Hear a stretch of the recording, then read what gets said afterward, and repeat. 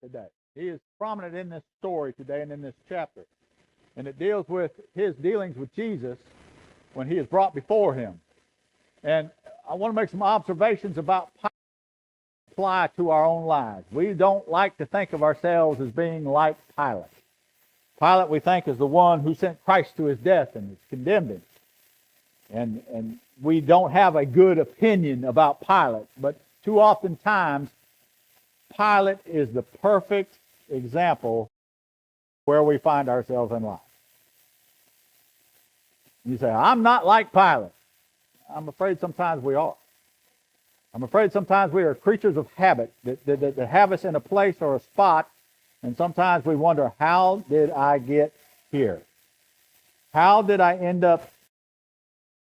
And sometimes we think it's God's fault, and we want to blame God for where we find ourselves and the position we find ourselves in. And sometimes we think, Lord, how could you lead me to this? How could you bring me here? How come, Father, I'm in this predicament? And sometimes it's got nothing to do with what the Lord did to you. As we look at Pilate, I want to just, like I said, as we go through this chapter, I want to point out a few observations, mostly along the way. So we'll read it, and then I want to speak on it as we go. But in verse 1 of chapter 19, then Pilate took Jesus and had him flogged. The soldiers all together a crown of thorns and put it on his head and clothed him in a purple robe.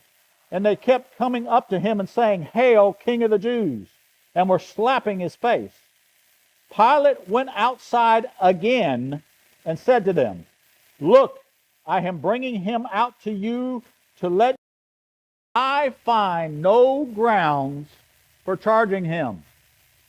Now, this wasn't the first time Pilate had said that. Back in verse 38, it begins with, What is truth, said Pilate. And it said, after he had said this, he went out to the Jews again and told them, I find no grounds for charging him. Pilate has told the crowd, and twice Pilate has told them, he believes he's being set up here, and he's being asked to do what the Jews can't do to someone they're opposed to. And Pilate realizes the ruse. He realizes this young man is being railroaded into something he's not guilty of. And Pilate twice sees them and say, I don't find any reason this man should be crucified. I see no grounds of anything he has done wrong. I have questioned him and asked him, and he's admitted nothing. He said nothing that would condemn him.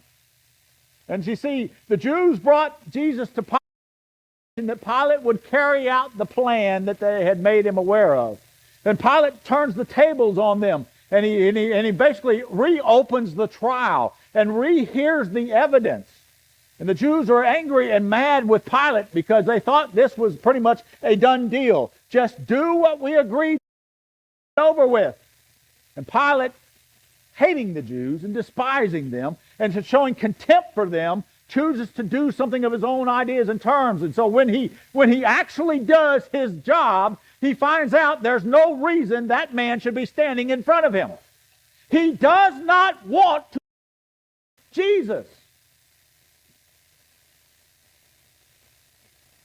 I mean, we've got to establish that, make that perfectly clear. He doesn't want to do this. So let's go on. Then Jesus came out, verse 5, Jesus came out wearing the crown of thorns and the purple robe. Pilate said to them, Here is the man. He thought, well, if I just punish him, if I have him beaten, if I mock him and scorn him, maybe their anger with him will go away. Maybe if I show them he's not what he is, or if I show them and humiliate him, they'll be satisfied and pacified, and I can let this man go.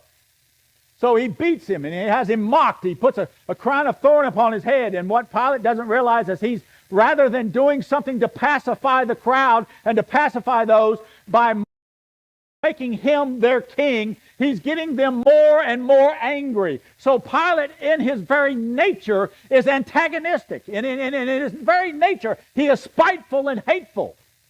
And so he's antagonizing the very people he's trying to appease at the same time. Because it is his nature. We made this statement last week. He's just a little man in a big position, and he's abusing his power, and sometimes he does things just to make people mad because he can. I put it this way: he's a jerk. We said it last week. Pilate is just, he has power, he has authority, and he uses it and wields it not in a wise and masterful way as trying to say, if I just do this, we can get along, we can keep peace, make everybody happy, we can make this progress even though it's a situation you may not be happy with. You respectfully, hopefully you will treat me respectfully. Pilate's like, no, I hate you, I despise you, I don't respect you, so I'm going to antagonize you every way along the way. And Pilate was extremely aggressive in his punishment and in his judgments. And sometimes he reacted extremely harshly to anyone who opposed authority. He was a jerk. So at one time he's trying to appease a crowd by humiliating someone they brought before him, thinking, well, maybe I can now release him. At the same time antagonizing them with his contempt for them, and he's making them all the more angry, and they're, it's his nature. He's just going along with the decisions in life he's always made. Always his reaction the same way every time. He has conditioned himself to do a certain thing over and over and over again, and not once made the hard choice to change. Sometimes that's exactly why we are where we are in life. We have made the same choice over and over and over again and not done the hard work to affect change in our life or do anything different in our life or choose anything different in our life to change it. So Pilate's thinking, well, I'll just appease him.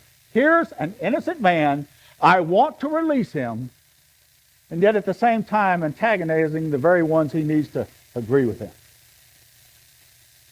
Verse 6, when the chief and the temple servants saw him, they shouted, crucify, crucify.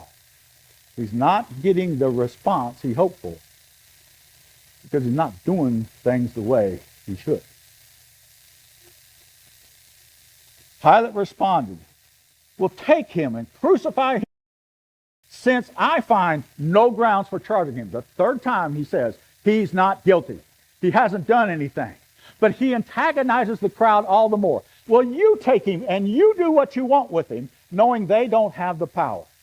They need him to condemn the man. They need him to pronounce judgment so that he can be crucified. And he's just saying, hey, you can't do nothing about it. You're stuck with my choices and my prerogatives. If you could, you would. So you take him and you do something with him, knowing full well they can't. And so rather than easing the situation, rather than calming the situation, rather than the situation, he's just antagonizing it and ratcheting it up more and more and more. And they're hating and hating and hating him all the more with every sentence that comes out of his mouth because he's a jerk. And you know what? At this point in life, I can't help it. He's a jerk. He's done the same way over and over again. Done the same and reacted the same over and over again. He's just doing what he's trained his nature to do. And so, rather than easing out of a situation, knowing there's an innocent man whose life is in his hands, rather than saying something or making the hard decision or the hard choice to maybe just an iota humble himself, right, he can't do it.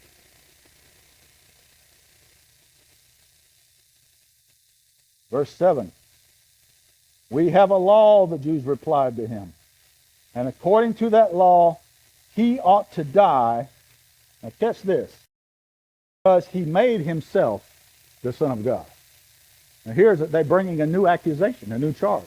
Not a sedition against the Romans, but they're bringing a new charge against Jesus that violates Jewish law, under which he could be killed for blasphemy. And so when they this now becomes this accusation is a Jewish matter, not a Roman matter. But in the accusation, we see a response from Pilate. You see, earlier, we were told in another gospel, Pilate's wife comes to Pilate and sends a message to him. I had a dream about this man. Anything to do with it. So he's been warned by his wife in a dream. Now, the Romans were very religious, but highly superstitious. And highly superstitious about who was what and what their claims were and who they were. Not like the Jews. They did not consider this blasphemy. Aback by this statement. All of a sudden, he claims that he is a son of God. Now, what has he heard from Jesus himself? When brought before him and questioning Jesus, he hears the response from Jesus. Are you a king? And he says, my kingdom is not of this world. So Pilate that's making him suspicious in the matter, making him suspicious in the moment. What have I got here now, and what have I really gotten myself into? And being of a highly suspicious nature, wondering what, and after hearing and talking to Jesus himself, here's the next verse. When Pilate made a statement, he was more afraid than ever. He had been cautioned by his wife. He was suspicious of himself. He had heard Jesus testify, my kingdom's not of this earth, as in of somewhere else.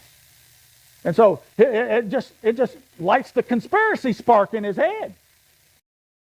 Here, and who am I dealing with? And it makes him all the more nervous, especially knowing what he already knows, hearing what he's already heard. And now he has reason to wonder, what are my decisions going to cost? I mean, he gets this pause to kind of reconsider and rethink.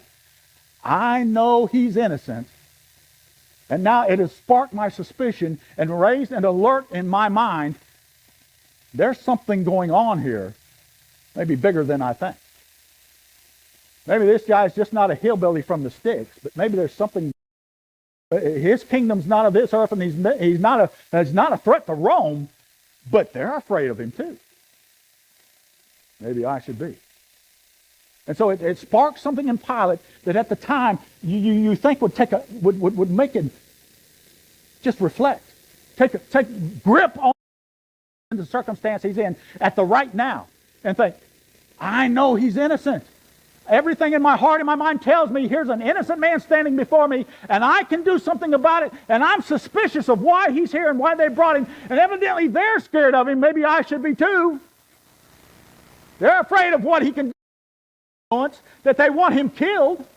They planned it and arranged it and thought I'd go along with it. But I've looked into it and I know he's not guilty.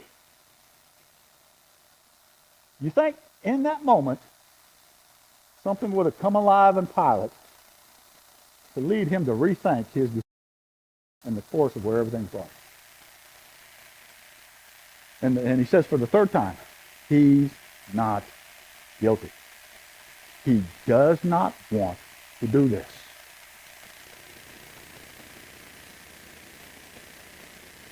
When Pilate heard the statement, he was all the more.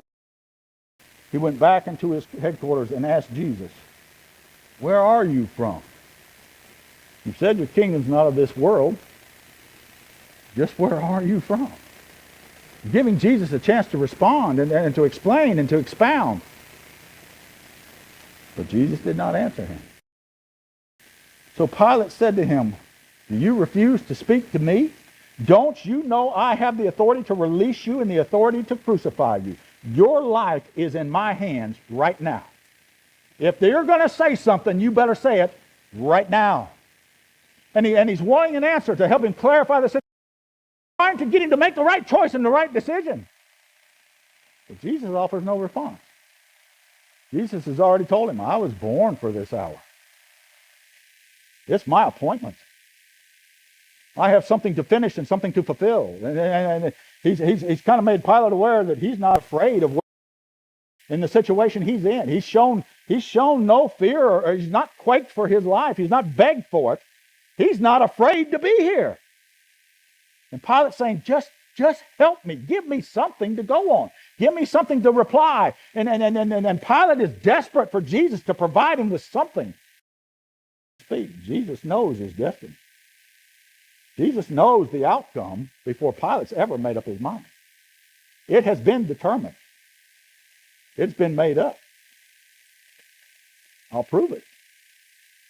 You see, Jesus knows he's going to the cross in spite of what Pilate or anybody else knows in the moment.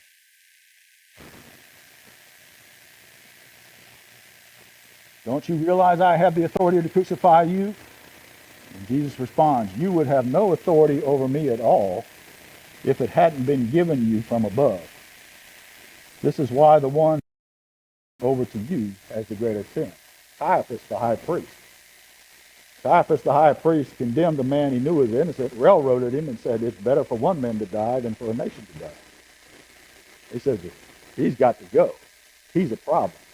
And rather than cause division and dissension amongst our people by them choosing, rather than them choosing to obey us, we'll just kill him. It's cold-blooded murder on Caiaphas, the high priest part, and he knows full well who he is.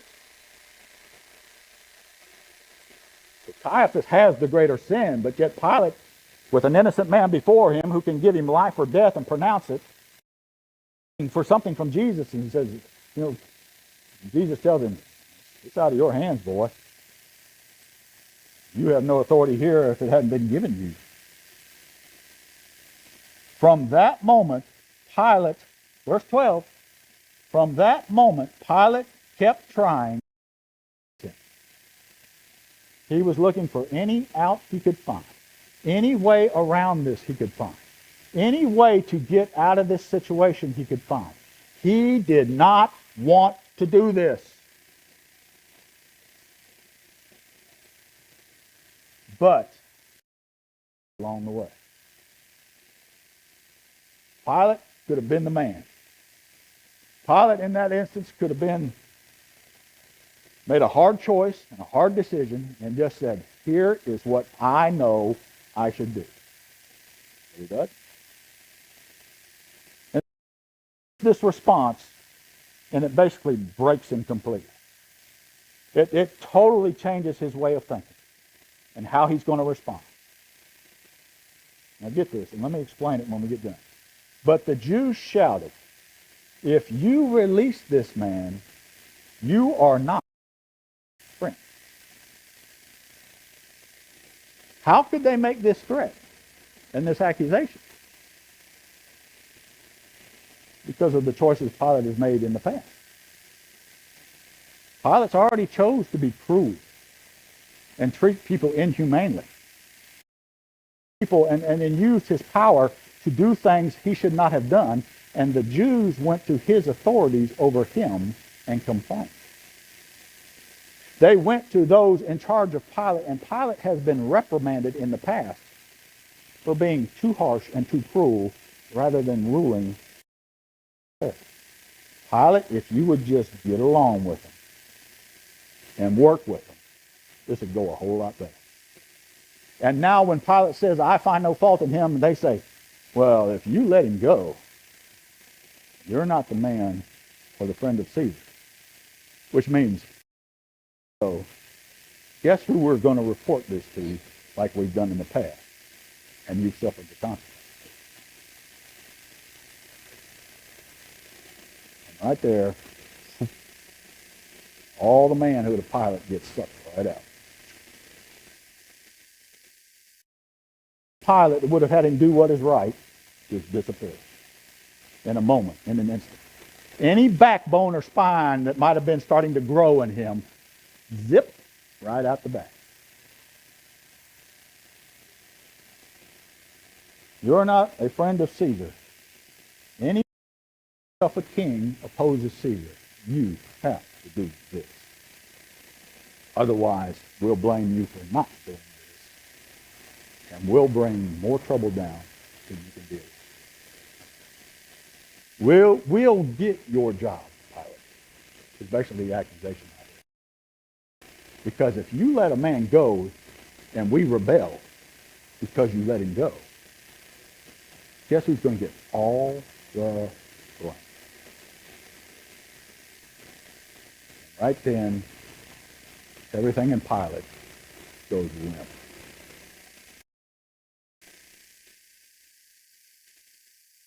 Let me finish reading this, and I'm going to come back to it.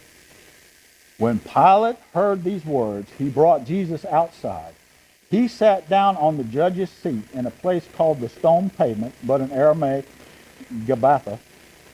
It was the preparation, and it was about noon. Then he told the Jews, "Here is your king."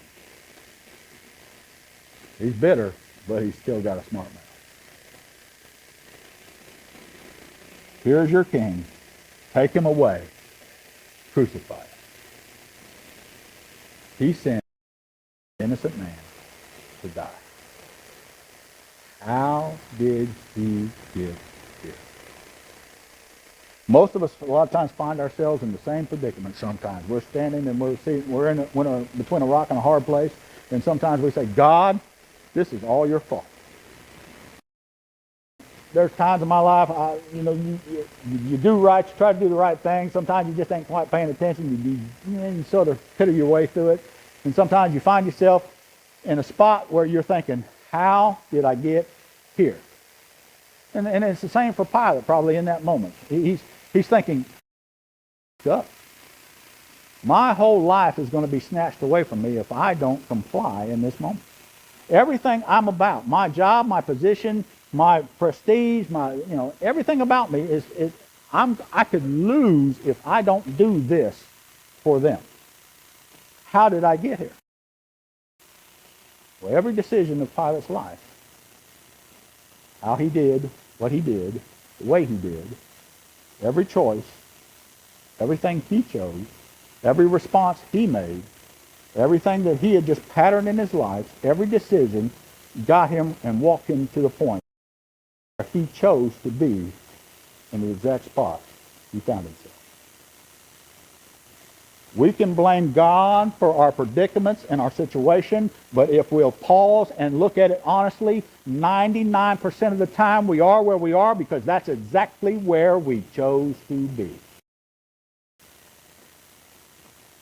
We made the choices, right or wrong. We made the choices to disrespect or not heed to the Word of God or not heed to what God's decision and leading was in our life. We told God no. We made the choices for ourselves and walked ourselves into the predicament. Sometimes we found ourselves between a rock and a hard place, and when it came to the choice and the hard decision, rather than having a spine that we practice using it from time to time, most of the time we've just complied with society or the situation or where we found ourselves, and it was much easier just to say no again than to make the hard choice.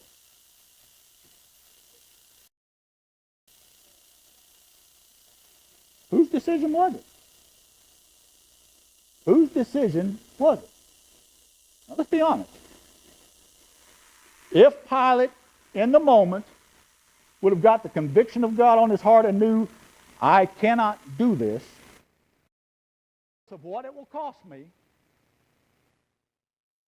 he could have done it. But why couldn't he? Because he's never made the hard decision ever before. Most of us are where we are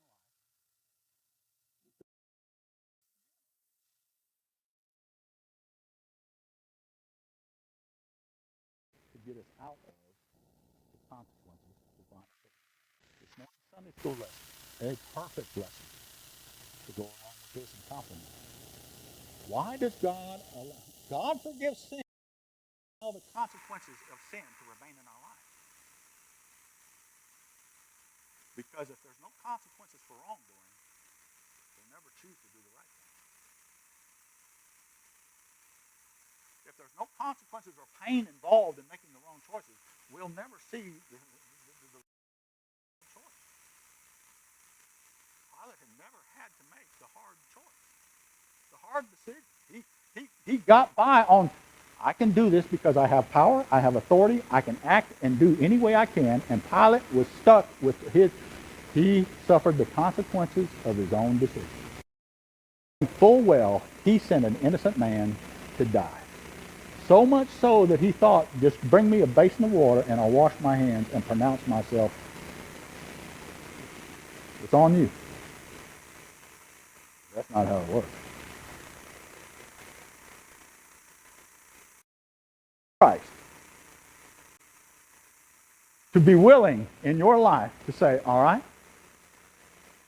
I know where I'm at in my life, and I got myself here. I'm in the mess I'm in, and I'm suffering the consequences of my choices. I'm where I am because it's where I chose to be. God allowed Pilate to do what Pilate did. And yet it all fulfilled God's plan perfectly. And you are where your life, and God knows exactly where you are in life because He's let you get there. But guess what? It's probably right where you have to be.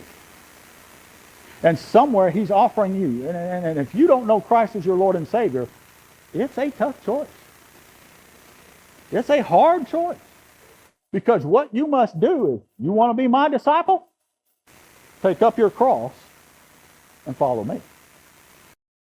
The choice is, I've made my choices in my life, I've made my lot, and I've found myself where I am, and I'm not happy, and I'm not satisfied, and I'm not fulfilled, and it hasn't brought to me all that I thought it would be.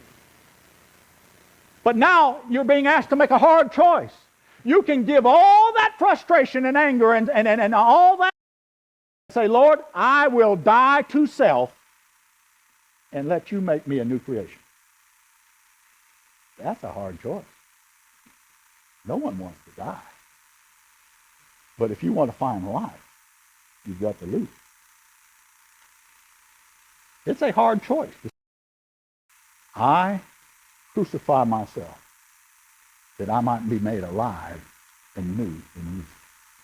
It's a hard choice. You've got to make it.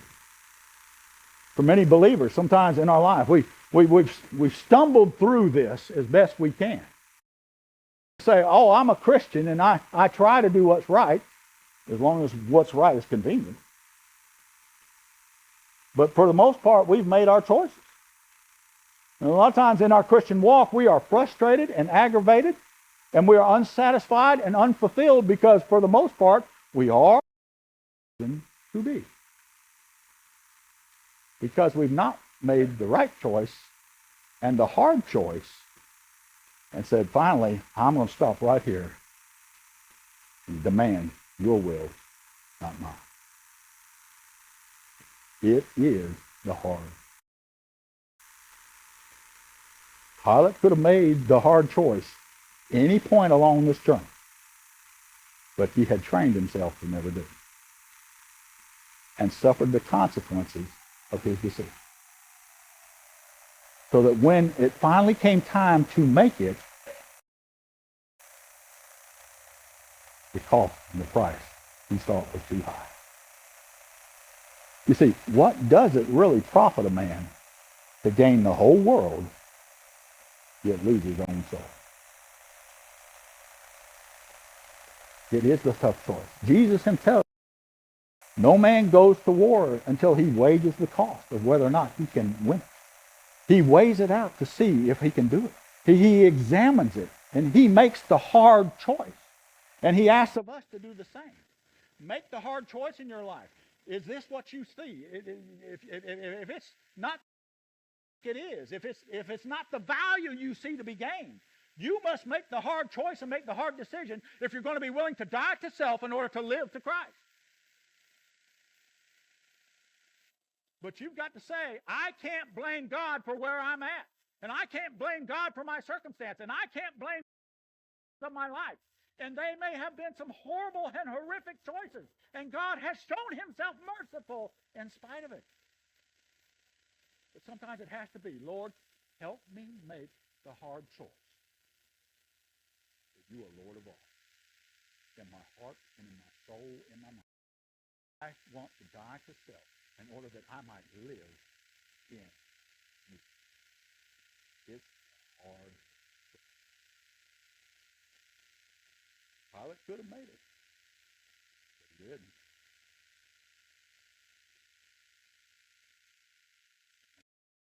Because I love you. Don't be that way.